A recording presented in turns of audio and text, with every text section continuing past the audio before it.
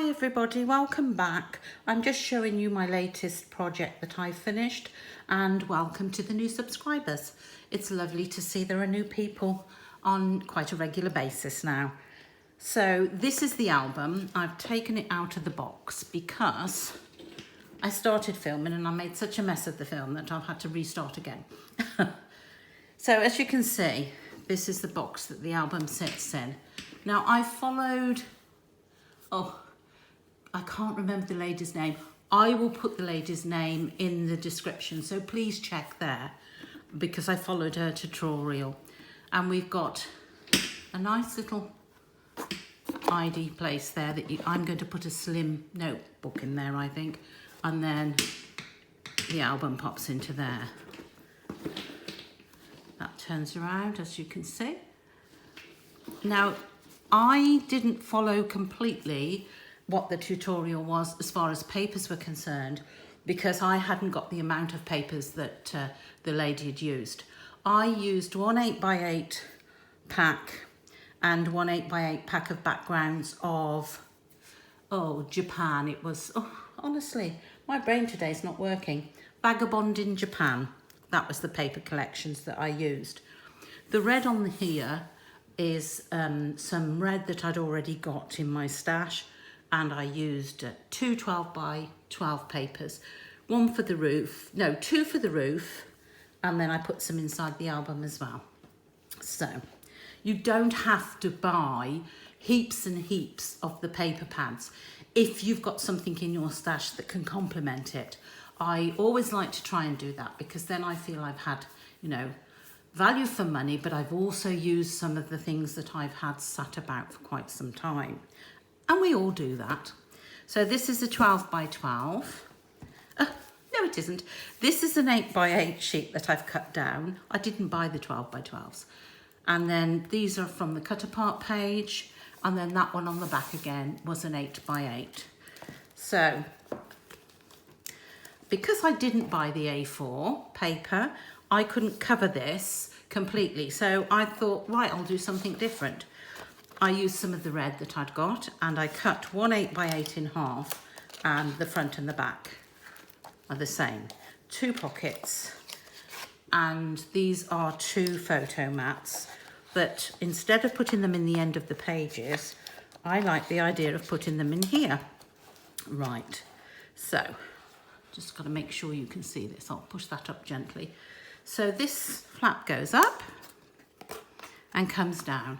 So you've got a good area for photos inside. And you've got the front side as well that you could put some more photos or journaling on. The second page, I just love these papers. I think they're absolutely stunning.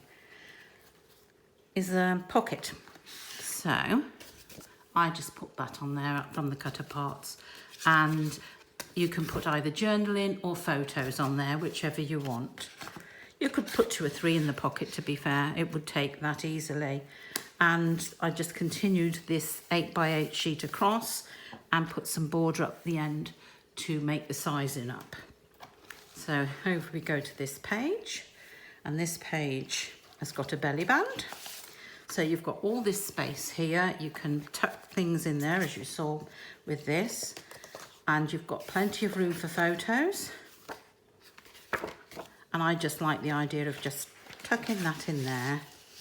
And you can do it, you can put this over there, but it would have to be something nice on there to cover that up, I think. So for now, because it's got nothing else on it, it sits like that.